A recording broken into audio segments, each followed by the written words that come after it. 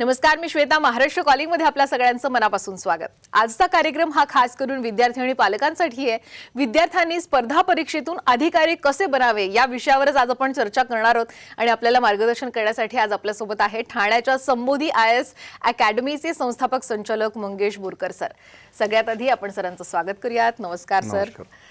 आपण या चर्चेला सुरुवात करणार आहोतच, पण त्याआधी सरांची माहिती देणारा हा व्हिडिओ आपण पाहूया. मंगेश बोरकर सर हे मुंबई ठाण्यातील देशाच्या प्रतिष्ठित आणि स्पर्धा परीक्षांचे उत्कृष्ट निकाल देणाऱ्या संबोधी IAS अकॅडमीचे संस्थापक आणि संचालक आहेत. लवकरच सरांच्या रेसिडेन्शियल ब्रांचेस या नागपूर, पुणे या ठिकाणी सुरू होत आहेत. सर मागील 18 वर्षांपासून अशा सरकारी नोकरीच्या स्पर्धा परीक्षांसाठी उत्कृष्ट असं मार्गदर्शन आणि प्रशिक्षण देतात. मागील 17 वर्षात त्यांनी अगदी पहिल्या आणि दुसऱ्या प्रयत्नातच 750 पेक्षा जास्त विविध सरकारी संघटनांमध्ये उच्च पदस्थ अधिकारी घडवलेले आहेत. त्यांच्या या कार्यासाठी त्यांना अनेक पुरस्कारांनी सुद्धा सन्मानित करण्यात आलंय. यात मुंबई महानगरपालिका अधिकारी यांच्या ऋणानुबंध अभियान संघटनेद्वारे 2दा सावित्रीबाई फुले उत्कृष्ट शिक्षक पुरस्कार त्यांना मिळालाय. शिवाय नुकताच ठाणे गौरव 2022 हा पुरस्कार सुद्धा त्यांना मिळालाय. सरांनी स्वतः UPSC civil services, central arm police forces assistant कमांडंटच्या पूर्व आणि मुख्य परीक्षा तसंच मुलाखती सुद्धा दिलेल्या होत्या. IAS मुख्य परीक्षेमध्ये इतिहास विषयात ते 354 गुण मिळवून ऑल इंडिया टॉपर राहिलेले होते. 2004 ते 2006 दरम्यान अगदी IAS IPS पदांच्या जवळ पोहोचलेले असताना सुद्धा सरांनी संवैधानिक नैतिकता जोपासणारे कर्तव्यदक्ष आणि प्रामाणिक अधिकारी घडावे, त्यातून लोककल्याण व्हावं यासाठी संबोधी IAS अकॅडमीची सुरुवात केली होती. तर आपण आजच्या या चर्चेला सुरुवात करणार आहोत. तुम्हाला सुद्धा जर स्पर्धा परीक्षेतून अधिकारी बनायचं असेल तर नेमके तुम्ही कसे बनू शकता या संदर्भात आज सर आपल्याला मार्गदर्शन करतील. आपण स्पर्धा परीक्षांसाठी मार्गदर्शन करणं हे 2004 मध्ये खरं तर सुरू केलं आणि 2006 मध्ये मुंबईतून थेट मार्गदर्शनाला सुरुवात केली. एक 18 वर्षाचा हा कालावधी आहे. या 18 वर्षाच्या कालावधीतून जो काही तुमचा अनुभव आहे यातनं तुम्ही काय सांगणार की विद्यार्थ्यांची मानसिकता आणि त्यांचा सहभाग याबद्दल तुमचा एक अनुभव काय आहे? मॅडम, सगळ्यात महत्त्वाचं असं आहे की महाराष्ट्रामध्ये म्हणजे आता 18 वर्ष झालीत मला. मी खास करून UPSC civil services, MPSC state services, NDAच्या एक्झाम्स, बँकिंग, स्टाफ सिलेक्शन या संदर्भात मार्गदर्शन करतो. आमच्या संबोधी करिअर अकॅडमीमध्ये ठाणे मुंबई ब्रांचेसला प्रशिक्षण देतो. मुंबईला माझ्या ब्रांचेस होत्या, आता सध्या ठाणे वेस्ट या ठिकाणीच आमची ब्रांच आहे जिथे क्लासरूम आणि ऑनलाईन कोचिंग आम्ही देतो. पण इतक्या वर्षामध्ये एक लक्षात आलं की महाराष्ट्रामध्ये जे विद्यार्थी प्रिपरेशन करतात हे विद्यार्थी सेंट्रल गव्हर्नमेंटच्या ज्या एक्झाम्स आहेत त्याच्याकडे कमी लक्ष असतं आणि मॅक्झिमम जो क्राऊड आहे तो MPSCच्या ग्रुप बीच्या एक्झाम्स, ग्रुप सीच्या एक्झाम्स किंवा फार फार झालं तर राज्यसेवा याच्याकडेच त्यांचं लक्ष असतं. इतर ज्या सेंट्रल गव्हर्नमेंटच्या म्हणजे for example UPSC civil services आहे, पॅरामिलिटरी फोर्सेस आहे, NDAच्या एक्झाम्स आहेत, CDSC आहे, बँकिंग आहे, स्टाफ सिलेक्शन आहे, EPFO आहे, ESIC आहे, इंटेलिजन्स ब्युरो आहे, याच्याकडे मात्र विद्यार्थ्यांचं दुर्लक्ष झालेलं मला दिसतं. आणि मुंबईमध्ये सुद्धा, ठाण्यामध्ये सुद्धा हाच प्रकार दिसतो की एकंदरीतच स्पर्धा परीक्षांबद्दल थोडंसं अवेअरनेस कमी आहे. नाही, आणि तुमच्या या संपूर्ण कारकिर्दीमध्ये अनेक तुमचे असे विद्यार्थी आहेत की जे अगदी पहिल्या अटेम्प्टमध्येच IAS IPS सुद्धा झालेले आहेत. UPSC आणि MPSC या परीक्षांबद्दल खरं तर पाहायला झालं तर महाराष्ट्रातले विद्यार्थी हे तितकेसे म्हणजे अजूनही त्यांना ही परीक्षा कठीण आहे असं वाटतं. तर तुम्हाला काय वाटतं नेमकं की आजकालचे जे होतकरू विद्यार्थी आहेत त्यांनी सिव्हिल सर्व्हिसेसची परीक्षा ही नेमकी का द्यावी आणि नेमकी कोणती पदं ही महत्त्वाची असतात? सगळ्यात महत्त्वाचं आपण अगदी बरोबर बोललात की महाराष्ट्रातील विद्यार्थी म्हणजे UPSC सिव्हिल सर्व्हिसेस ही जी परीक्षा आहे ही तुम्हाला राजा बनवते. म्हणजे मी नेहमी असं म्हणत असतो की तुम्हाला जर जे विद्यार्थी होतकरू आहेत, जे विद्यार्थी महत्त्वाकांक्षी आहेत, आपल्या इकडे बरेचदा असं होतं की 10वीला 90% मिळाले, 12वीला 90% मिळाले, 95% मिळाले, मग आपण त्या विद्यार्थ्याला हुशार समजतो. पण नेमकी हा जो क्राऊड आहे हा अनेकदा 10वी नंतर सायन्स घेऊन नंतर मग 12वी नंतर कुठेतरी IIT सारख्या इन्स्टिट्यूशन्स किंवा कुठेतरी इंजिनिअरिंगला, मेडिकलला जातो, MBBS करायचं असतं त्यांना. खूप मोठं मार्केट आपल्या इथे आजच्या डेटमध्ये JEEचं किंवा नीटच्या एक्झामचं डेव्हलप झालेलं आहे. पण ॲट द सेम टाईम अशा विद्यार्थ्यांनी 10वी 12वी नंतर जर ठरवलं की मला IASच व्हायचं असेल तर त्या विद्यार्थ्यांनी अगदी 22व्या वर्षी IAS-IPS बनण्याचा त्यांना चान्स आहे. आणि IAS-IPS किंवा UPSC सिव्हिल सर्व्हिसेसच्या ज्या 22 सर्व्हिसेस आहे त्याच्यामध्ये का जावं, तर या सर्व्हिसेसच्या माध्यमातून तुम्ही जिल्ह्याचं जे प्रशासन असतं म्हणजे जिल्हा लेवलला समजा IAS ऑफिसर होतो तर तो डायरेक्टली चीफ एक्झिक्युटिव्ह ऑफिसर जिल्हा परिषद होतो, कालांतराने तो कलेक्टर होतो, कालांतराने तो डिव्हिजनल कमिशनर होतो, कालांतराने तो सेक्रेटरी होतो. म्हणजे ही जी अतिशय महत्त्वाची पदं जी आहेत चीफ सेक्रेटरीपर्यंत 22 ते 25व्या वर्षी जो विद्यार्थी IAS होणार किंवा जो विद्यार्थी IPS होणार हे अतिशय उच्च हे पदांवरती जातात. आणि त्याच्यामुळे माझं नेहमी एक सांगणं असतं विद्यार्थ्यांना की बाबा जायचं असेल, तुमच्यामध्ये क्षमता आहे, तुम्ही होतकरू आहात, महत्त्वाकांक्षा आहे, तर तुम्ही सिव्हिल सर्व्हिसेसमध्ये जा. आणि फक्त या 3-4 सर्व्हिसेसच नाही आहे, त्याच्यामध्ये ऑडिट अकाउंट सर्व्हिस आहे, डिफेन्स अकाउंट सर्व्हिस आहे, डिफेन्स इस्टेट सर्व्हिस आहे, ऑर्डनन्स फॅक्टरी सर्व्हिस आहे, कॉर्पोरेट लॉ सर्व्हिस आहे, फॉरेन सर्व्हिसेस आहे, रेव्हेन्यूच्या इन्कम टॅक्स आणि कस्टम्स या सर्व्हिसेस आहे. आणि खूप चांगल्या संधी त्याच्या माध्यमातून विद्यार्थ्याला मिळू शकतात. आणि सगळ्यात महत्त्वाचं की लोककल्याणाची कामं या माध्यमातून या विद्यार्थ्यांना, या अधिकाऱ्यांना म्हणजे विद्यार्थ्यातून अधिकारी झालेल्या व्यक्तींना करता येतात. आणि लोककल्याणाची कामं विद्यार्थ्यांनी करावीत आणि अशाच पद्धतीने तुम्ही या तुमच्या अकॅडमीच्या Yes. माध्यमातून विद्यार्थ्यांना खरं ट्रेनिंग देत असता. Yes. UPSC सिव्हिल सर्व्हिसेस याच्यासोबतच MPSC राज्यसेवा परीक्षा या पॅटर्न बद्दल खरं तर मला सरांकडनं जाणून घ्यायचे. तसंच मुख्य परीक्षा आणि मुलाखतीमध्ये यशस्वी होण्यासाठी नेमका विद्यार्थ्यांनी कोणता दृष्टिकोन ठेवायला हवा? एक मॅडम UPSC सिव्हिल सर्व्हिसेस जी एक्झामिनेशन आहे या सिव्हिल सर्व्हिसेसमध्ये आणि आत्ता MPSC राज्यसेवेचा जो पूर्वपरीक्षेचा पॅटर्न आहे या दोघांमध्ये कुठलीही तफावत नाही आहे, तो सारखाच आहे. म्हणजे सिव्हिल सर्व्हिसेसमध्ये आणि MPSC स्टेट सर्व्हिसेसमध्ये पूर्वपरीक्षेला 2 पेपर्स असतात आत्ताच्या घडीला. आणि 2025 पासून MPSC राज्यसेवेचा जो संपूर्ण पॅटर्न आहे तो पूर्वपरीक्षेला तर ऑलरेडी चेंज आहेच, परंतु मुख्य परीक्षेला तो पूर्णतः UPSCच्या लेवलला जाणार आहे. तर थोडक्यात मी असं सांगेल की सध्या पूर्वपरीक्षेला 2 पेपर्स असतात, जनरल स्टडीज 1 आणि जनरल स्टडीज 2 त्याला म्हटलं जातं. जनरल स्टडीज 2 हा त्याला CSAT म्हटलं जातं आणि तो 33% क्वालिफाईंग आहे. म्हणजे त्या पेपरमध्ये आपल्याला 33% मार्क्स घेऊन उत्तीर्ण व्हावं लागतं. त्यात जर विद्यार्थी क्वालिफाय नाही झाला तर पहिला पेपर चेक केला जात नाही. आणि पहिला पेपर जो आहे तो 200 मार्क्सचा पेपर आहे, 100 क्वेश्चन्स त्यामध्ये असतात. 1/3 निगेटिव्ह मार्किंग सिस्टीम आहे संपूर्ण परीक्षेमध्ये, पूर्वपरीक्षेला.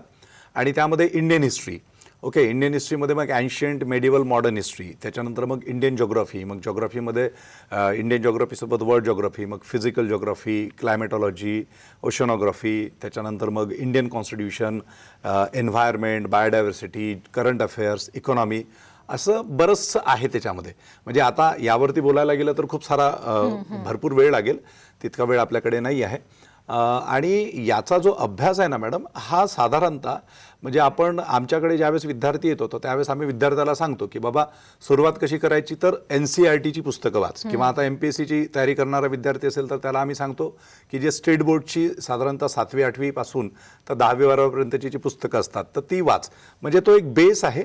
त्याच्यानंतर question papers, past question papers जे असतात पूर्वपरीक्षेचे, मुख्य परीक्षेचे, त्याच्या माध्यमातून एक थोडासा ट्रेंड ॲनालिसिस समजून घेणे, एक्झॅक्टली क्वेश्चन्सचा टाईप कसा आहे. म्हणजे ऑब्जेक्टिव्ह क्वेश्चन्स असतात त्याच्यामुळे त्यामध्ये काही क्वेश्चन्स ॲनालिटिकल स्वरूपाचे असतात, काही क्वेश्चन्स हे फॅक्च्युअल असतात, काही क्वेश्चन्स हे कन्सेप्च्युअल असतात, काही क्वेश्चन्स हे कंटेम्पररी ॲनालिसिसशी रिलेटेड असतात.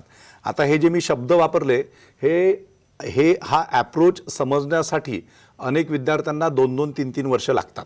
कारण माझा अनुभव असा आहे की माझ्याकडे आत्ता ॲट प्रेझेंट माझं जेव्हापासून पॅन्डेमिकमध्ये 2020 पासून ऑनलाईन क्लासरूम सुरू झाला, माझ्याकडे दिल्ली रिटर्न विद्यार्थी आहेत, दिल्लीच्या टॉपमोस्ट इन्स्टिट्यूशनचे विद्यार्थी माझ्याकडे रिटर्न आहेत, बरेचसे विद्यार्थी माझ्याकडे पुणे रिटर्न विद्यार्थी आहेत, माझ्याकडे मुंबई, ठाणे, कल्याण, बोरिवली अशा अनेक ठिकाणी क्लासेस केलेले पण विद्यार्थी येतात. अनेक विद्यार्थ्यांना हा ॲप्रोचच माहिती नसतो. तर सगळ्यात महत्त्वाचं जर पूर्वपरीक्षा उत्तीर्ण करायची असेल तर ॲप्रोच माहिती पाहिजे. मुख्य परीक्षा जी आहे ती संपूर्ण रिटर्न आहे UPSCची, आणि MPSCची सध्या 23 आणि 24पर्यंत ऑब्जेक्टिव्ह आहे, 6 पेपर्स असतात त्याला. मुख्य परीक्षेमध्ये जे 9 पेपर्स आहेत UPSC सिव्हिल सर्व्हिसेसला, त्याच्यामध्ये एक ऑप्शनल सब्जेक्ट खूप महत्त्वाचा असतो.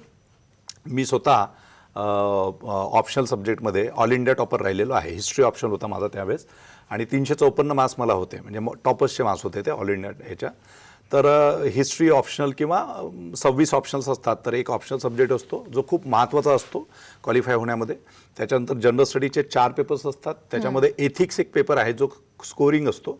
बाकी तर मग 3 पेपर्स आहेत, हिस्ट्री, त्याच्यानंतर कॉन्स्टिट्यूशन, इकॉनॉमी असे, आणि बरंच त्याच्यामध्ये आणखी सिलेबस आहे. आणि एसे रायटिंग जो परत स्कोरिंगचा पेपर असतो, आणि 2 क्वालिफाईंग पेपर असतात, इंग्लिश आणि 1 लँग्वेजचा. तर असा सर्वसाधारण मुख्य परीक्षेचा पॅटर्न आहे 1750 मार्क्सचा. आणि त्याच्यानंतर असते मुलाखत. बरोबर. मुलाखत 275 मार्क्सची असते. आता हे जे 2025 पैकी साधारणतः एक आपण जर बघितलं तर याला मिनिमम क्वालिफाईंगसाठी साधारणतः अलीकडच्या कट ऑफ पॅटर्ननुसार 950 वगैरे मार्क्स पाहिजे असतात फायनल रँकर येण्यासाठी. आणि ऑल इंडिया टॉपरसाठी साधारणतः 1050, 1100 असे मार्क्स पाहिजे असतात. ओव्हरऑल जर प्रिपरेशन करायची म्हटलं आणि क्वालिफाय व्हायचं म्हटलं तर प्रिलिम्स, मेन्स आणि इंटरव्ह्यू याचा इंटिग्रेटेड ॲप्रोच असणं फार गरजेचं आहे. म्हणजे बऱ्याचदा असं विद्यार्थी कन्फ्यूज असतात की बाबा प्रिलिम्सची सेपरेट तयारी करायची का, मुख्य परीक्षेची सेपरेट तयारी करायची का, इंटरव्ह्यूचं वेगळं करायचं का. तर तसं नाही, तुमचा इंटिग्रेटेड ॲप्रोच पाहिजे. आणि साधारणतः एका वर्षाच्या हेल्दी प्रिपरेशनमध्ये 100% आम्ही तरी आमच्या विद्यार्थ्यांना तयार करतो. आणि म्हणूनच माझा डॉक्टर प्रवीण मुंडे माझ्याकडून फर्स्ट अटेम्प्टमध्ये IPS झाला, जो आता मुंबईमध्ये DCP झोन 4ला आहे. त्याच्यानंतर जय वाघमारे फर्स्ट अटेम्प्टमध्ये IRS झाला, मुंबईमध्येच डेप्युटी कमिशनर कस्टम्सला आहे. डॉक्टर रामदास भिसे सेकंड अटेम्प्टमध्ये इंडियन रेल्वे ट्रॅफिक सर्व्हिसला पास झाला, जो पुणे डिव्हिजनला आहे. आणि असे खूप साऱ्या विद्यार्थ्यांची बरोबर. नावं घेता येतील. नाही, खऱ्या अर्थाने खरं तर तुम्ही खूप छान मार्गदर्शन केलं. आणि एखादा ऑल इंडिया टॉपर असणारा शिक्षकच विद्यार्थ्यांना कशा पद्धतीने या सगळ्या स्पर्धा परीक्षांमध्ये ते उत्तीर्ण होऊ शकतात आणि त्यांचं स्वप्न पूर्ण करू शकतात हे खरं सांगू शकतो. आणखीन सुद्धा तुम्हाला संबोधी IAS अकॅडमी विषय आणखीनही तुम्हाला जाणून घ्यायचं असेल तर नक्कीच थेट तुम्ही त्यांना संपर्क सुद्धा साधू शकता. आणि त्यांचे सगळे क्रमांक आम्ही तुम्हाला खाली दिलेलेच आहेत. आता वेळ झाली एका छोट्याशा ब्रेकची, कुठे जाऊ नका, पाहत रहा महाराष्ट्र कॉलिंग.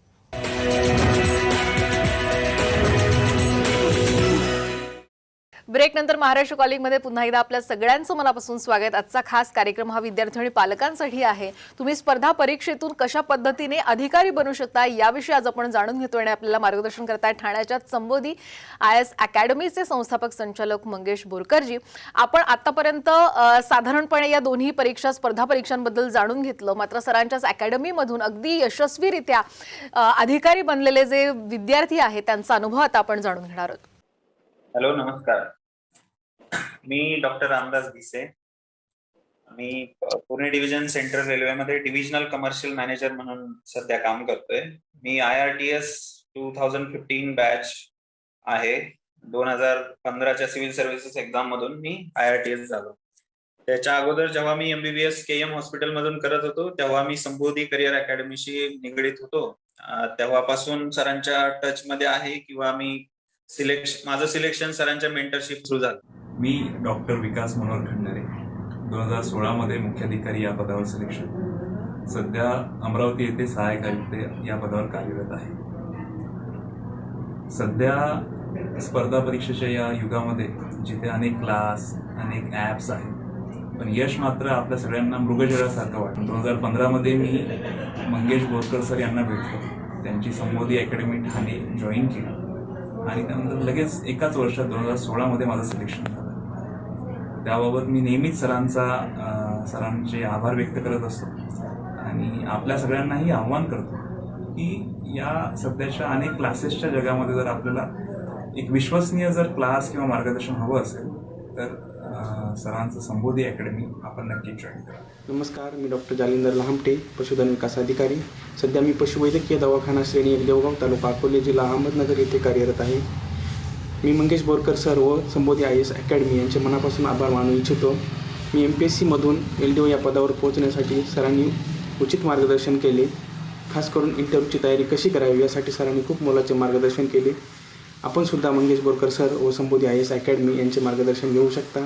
आपल्या सिविल सर्विस प्रिपरेशनमध्ये याचा निश्चित फायदा. हेलो फ्रेंड्स, मैं संजय कुमार निगम, मूलतः हाथरस उत्तर प्रदेश से हूँ. मैंने सन 2019 में संबोधी IAS अकेडमी थाने मुंबई में श्री मंगेश बोरकर सर के गाइडेंस में ज्वाइन की थी. मेरा सिलेक्शन सन 2022 में स्टाफ सिलेक्शन कमीशन की तरफ से जूनियर टेक्निकल असिस्टेंट के पद पर हुआ है और मैं वर्तमान में geological survey of India Jaipur में कार्यरत हूँ. आप अपने उज्जवल भविष्य के लिए निश्चित तौर पर संबोधी IAS अकेडमी ज्वाइन करें. धन्यवाद. तर हे होतेच संबोधी IAS अकॅडमीचे विद्यार्थी. खूप छान पद्धतीने त्यांनी त्यांचा अनुभव सांगितला. आता मला पुन्हा प्रश्नांकडे वळायचं आहे. MPSC द्वारे PSI, STI आणि ASO मंत्रालय क्लर्क टायपिस्ट अशा परीक्षा सुद्धा खरं तर घेतल्या जातात. Yes. तर यामध्ये इतर उच्च परीक्षांमध्ये आणि यात काय मूलभूत फरक आहे? बेसिकली कसं असतं की ॲडमिनिस्ट्रेशनमध्ये संपूर्ण म्हणजे केंद्र सरकार असो किंवा राज्य सरकार असो, group A, group B, group C आणि ग्रुप डी असं एक पॅटर्न आहे. तर या ज्या एक्झाम्स असतात त्या ग्रुप बी आणि ग्रुप सी लेवलच्या असतात. म्हणजे सर्वसाधारणपणे एखाद्या विद्यार्थ्याला ग्रुप सी वरून ग्रुप बी वरती जायचं असेल प्रमोशन थ्रू, तर त्याला 12, 13, 14 वर्ष लागू शकतात. एखाद्या विद्यार्थ्याला समजा तो पोलीस सब इन्स्पेक्टर झाला for example, group B non गॅझेटेडची पोस्ट आहे किंवा STI, ASO या ग्रुप बी नॉन गॅझेटेडच्या पोस्ट आहे. यांना जर गॅझेटेड ऑफिसर बनायचं असेल तर मॅडम यांचं संपूर्ण आयुष्य चाललं जातं त्यामध्ये. म्हणजे PSI टू DYSP ही राज्यसेवेतून पोस्ट आहे. ओके, तर इथपर्यंत जर जायचं असेल तर त्याला 28-30 वर्ष लागतात. आता हा जर भाग जर विद्यार्थ्यांनी समजून घेतला तर होतकरू आणि महत्त्वाकांक्षी विद्यार्थी हे थेट ग्रुप ए ऑफिसर्स बनतील किंवा UPSCच्या माध्यमातून ते IAS किंवा IPS बनतील. तर हा एक मोठा डिफरन्स आहे. म्हणजे अधिकाऱ्यांच्या बाबतीत पण डिफरन्स आहे, जबाबदाऱ्यांच्या बाबतीत आणि पेमेंट्सच्या बाबतीत सुद्धा एक महत्त्वाचा डिफरन्स आहे. सर, याशिवाय सुद्धा आणखीनही इतर परीक्षा असतात. बँक स्टाफ सिलेक्शन, EPFO या इतर परीक्षांच्या तुलनेमध्ये विद्यार्थी खरं तर कोणत्या वर्गामध्ये खरं तर विद्यार्थ्यांनी खरं गेलं पाहिजे आणि कशा पद्धतीने तयारी केली पाहिजे? सेंट्रल गव्हर्नमेंटच्या एक्झाम्स आहेत खूप साऱ्या, जे तुम्ही आता नमूद केलेलं आहे. Bank staff selections, EPFO, intelligence bureau, central police organisations, central arm police forces, खूप साऱ्या एक्झाम्स असतात. सर्वसाधारणपणे मॅडम एखादा विद्यार्थी जो 10वीमध्ये आहे किंवा 12वीमध्ये आहे, तर या विद्यार्थ्यांनी किंवा ग्रॅज्युएशनला आहे first year, second year, third इयरला, सर्वसाधारण स्टाफ सिलेक्शन कमिशन एक कमिशन आहे ज्याच्या माध्यमातून 10वीच्या बेसिसवरती मल्टीटास्किंगची एक एक्झाम असते, 12वीच्या बेसिसवरती CHSLची एक्झाम असते आणि यांचे पेमेंटसुद्धा चांगले असतात. म्हणजे 30,000, 40,000 असे पेमेंट्स असतात. आपल्या इथे बऱ्याचशा ग्रॅज्युएशन, पोस्ट ग्रॅज्युएशन झालेल्या विद्यार्थ्यांना सुद्धा प्रायव्हेटमध्ये तितके चांगले पेमेंट्स नसतात. पण या एक्झाम जर त्यांनी उत्तीर्ण केल्या तर त्यांना चांगली अपॉर्च्युनिटी आहे. सो सर्वसाधारणपणे मला असं मी असं सांगेल की 10वीमध्ये, 12वीमध्ये कुठल्याही स्पर्धा परीक्षांच्या संदर्भात विद्यार्थ्यांनी आपलं ध्येय निश्चित करावं आणि 12वीपासून एक साधारणतः 12वी ते फायनल इयरचा जो जो स्पॅन जो असतो त्या पिरियडमध्ये जर त्यांनी कुठेतरी कोचिंग जॉईन केलं किंवा एक प्रॉपर मार्गदर्शन घेतलं तर मला वाटतं की ते 21व्या वर्षापर्यंत पूर्ण तयार होतात आणि ग्रुप सी पासून तर ग्रुप ए म्हणजे UPSC असो, MPSC असो किंवा या अन्य सेंट्रल गव्हर्नमेंटच्या एक्झाम्स असो, या ते निश्चितपणे 100% क्वालिफाय करू शकतात. फक्त एवढंच आहे की त्यांनी तो पॅटर्न त्याचं संपूर्ण एक ॲनालिसिस करून आणि प्रॉपर मार्गदर्शन जर घेतलं तर ते 100% उत्तीर्ण होऊ शकतात. Sir, NDA, CDSE, CPF, assistant commandant या परीक्षेद्वारे डिफेन्स आणि निमलष्करी दल यामध्ये सुद्धा बऱ्यापैकी संधी आहेत. तर या संधी नेमक्या कोणत्या आहेत, त्याची तयारी कशी करावी आणि महत्त्वाचं म्हणजे वयोमर्यादा कशी असते? NDA नॅशनल डिफेन्स अकॅडमी आणि CDSE combined defence services examination अतिशय उत्कृष्ट एक्झामिनेशन आहे. मी गेल्या या अनेक वर्षांमध्ये असं ऑब्झर्व करतो आहे की महाराष्ट्रातील जे विद्यार्थी आहेत ते या परीक्षांच्या माध्यमातून आर्मी, नेव्ही, एअरफोर्समध्ये, OTA जे कमिशन रँकला जाऊ शकतात तर त्याचं प्रमाण अत्यल्प आहे. म्हणजे मी काही वर्षांपासून यावरती ॲग्रेसिव्हली काम करतो आहे. ज्याला NDAतून आर्मी, नेव्ही, एअरफोर्समध्ये कमिशन रँक ऑफिसर व्हायचं आहे त्याची तयारी जसं आपल्या इकडे इंजिनिअरिंग, मेडिकलची तयारी करतात त्याच पद्धतीने 10वी झाल्याच सुरू व्हायला पाहिजे. कारण याला 15 ते 18.5 असा वयोमर्यादा असते. 12वी अपियर झालेला किंवा 12वी उत्तीर्ण झालेला विद्यार्थी या परीक्षेची तयारी करू शकतो आणि 11वी-12वीचं जे फिजिक्स, केमिस्ट्री, मॅथ्स, बायोलॉजीचं जे सिलेबस असतं त्याचा एक कॉन्ट्रीब्युशन आहे त्याच्यामध्ये. म्हणजे 900 मार्क्सची ती परीक्षा असते रिटर्नमध्ये आणि दुसरा जो सेक्शन असतो त्याच्यामध्ये इंग्लिश, फिजिक्स, केमिस्ट्री, बायोलॉजी आणि जनरल स्टडीजमध्ये history, geography, constitution, economy, current affairs असे टॉपिक्स असतात. तर जर विद्यार्थ्यांनी आत्तापासून म्हणजे 9वी 10वीला डिसिजन घेऊन आमच्यासारख्या लोकांचं मार्गदर्शन घेतलं तर 100% ते 12वी झाल्या 18व्या वर्षी, 19व्या वर्षी डिफेन्स फोर्सेसमध्ये कमिशन रँक ऑफिसर म्हणून जाऊ शकतात. तिथे जर त्यांचा चान्स हुकला तर मग CDSE ग्रॅज्युएशनच्या बेसिसवरती आहे. त्याचा पण जवळपास पॅटर्न हाच असतो आणि जे central arm police forces assistant कमांडंटची जी एक्झाम आहे साठी मी स्वतः ती उत्तीर्ण केलेली होती 2004-05च्या बॅचमध्ये. सो त्या एक्झामिनेशनच्या दरवर्षी ॲडव्हर्टिजमेंट्स निघतात. त्याला जनरल स्टडीज हा एक ऑप्शन असतो. म्हणजे जनरल स्टडीजमध्ये हिस्ट्री, जॉग्रफी, परत त्याचा अभ्यास, रिझनिंग, मॅथ्स, इंग्लिश त्याचा अभ्यास, फिजिकल, मेडिकल या सगळ्या गोष्टी असतात. तर त्याची प्रिपरेशन फर्स्ट इयर, सेकंड इयरपासून विद्यार्थी करू शकतात आणि सर्वोच्च पदावरती म्हणजे पॅरामिलिटरीमध्ये आणि आर्मी, नेव्ही, एअरफोर्समध्ये ते जाऊ शकतात. नाही, आणि आता महत्त्वाचा शेवटचा प्रश्न तो म्हणजे की तुमच्या अकॅडमीमध्ये कशा पद्धतीने प्रशिक्षण दिलं जातं? आमच्या इथे मॅडम आता पॅन्डेमिक नंतर ऑनलाईन आणि ऑफलाईन हायब्रिड मोडमध्ये आहे. माझ्याकडे अगदी दिल्लीपासून तर कन्याकुमारीपर्यंतच्या विद्यार्थ्यांनी माझं मार्गदर्शन या 3-4 वर्षामध्ये घेतलेलं आहे. हजारो विद्यार्थ्यांनी घेतलेला आहे. त्याच्यामुळे आमच्याकडे तो हायब्रिड मोड आहे. महाराष्ट्रातला, भारतातला कुठलाही विद्यार्थी कुठल्याही ठिकाणावरून मार्गदर्शन घेऊ शकतो. आमचे जवळपास 500 अधिकाऱ्यांचा आमचा जो ग्रुप आहे तो आम्ही विद्यार्थ्यांना सतत मार्गदर्शन करतो. माझ्या यूट्यूब चॅनललासुद्धा अनेक अधिकाऱ्यांचे व्हिडिओज आहेत. तर माझ्या इकडे साधारणतः आता दरवर्षी जूनमध्ये माझ्या नवीन बॅचेस सुरू होतात. वीकेंड बॅचेस असतात, रेग्युलर बॅचेस असतात, संडे बॅचेस असतात. अगदी 11वीपासून तर first year, second year, third year, graduate, post graduate विद्यार्थी त्याच्यामध्ये एनरोल करू शकता. सध्या आमच्या ॲडमिशनच्या प्रोसेस सुरू आहेत आणि परत आमचे डिसेंबर-जानेवारीमध्ये सेकंड सेशन असतं. तर या पद्धतीने आमचे जे कोर्सेस आहेत ते असतात. आणि एकंदरीत स्पर्धा परीक्षांमध्ये UPSC, MPSC, bank, staff selection, NDA, paramilitary forces या सर्वांसाठी आम्ही कोर्सेस कंडक्ट करतो. फक्त एवढंच महत्त्वाचं आहे की नुसता क्लासेस लावून जमणार नाही. ओके, म्हणजे आता मी त्या लेव्हलला जाऊन परत आलेलो आहे. तसंच माझ्याकडे जे फॅकल्टीज असतात, आमचे अनेक अधिकारी असतात. माझ्याकडे रॉड्रिक सर आहे जे 2009चे पासआउट आहेत इंडियन डिफेन्स सर्व्हिसमध्ये. ते शिकवतात, अनेक अधिकारी शिकवतात, ज्यांनी इंटरव्ह्यूज मिस दिलेले आहेत, आणि असे अनेक लोक शिकवतात. तर सगळ्यात महत्त्वाचं आहे की आपले मार्गदर्शक हे त्या ताकदीचे असले पाहिजे आणि विद्यार्थ्यांनी सुद्धा स्वतःचं पोटेन्शियल जे आहे त्या पोटेन्शियलला आजमावणं, त्याला डेव्हलप करणं हे गरजेचं आहे. नुसता स्पर्धा परीक्षांच्या नावाखाली वेळ काढून जमणार नाही. कारण असे कितीतरी मिसगायडेड मिसाईल्स 2-3 वर्ष खर्च करून आमच्याकडे येत असतात. आणि दिल्ली, पुणे, आम्ही आधीच सांगितलं की अनेक रिटर्न विद्यार्थी माझ्याकडे येतात. तर त्यांना अनेकदा 1-2 वर्ष तयारी करून सुद्धा अनेक गोष्टी माहिती नसतात. नाही, खऱ्या अर्थाने जून महिना चालू आहे, त्यामुळे विद्यार्थ्यांनी खरं तर तुमचं ही स्पर्धा परीक्षेमध्ये अधिकारी बनण्याचं जे स्वप्न आहे ते समोदी IAS अकॅडमी सोबत तुम्ही हे पूर्ण करू शकता. आजच तुम्ही थेट त्यांना संपर्क सुद्धा साधू शकता. खरंच सर, खूप छान वाटलं तुम्ही इथे आलात, खूप छान मार्गदर्शन केलं, त्याबद्दल मनापासून धन्यवाद. Thank you very much. यानंतर महाराष्ट्र कॉलिंगमध्ये वेळ झाली. इथेच थांबण्याची. तुम्ही कुठेही जाऊ नका, पाहत रहा साम TV.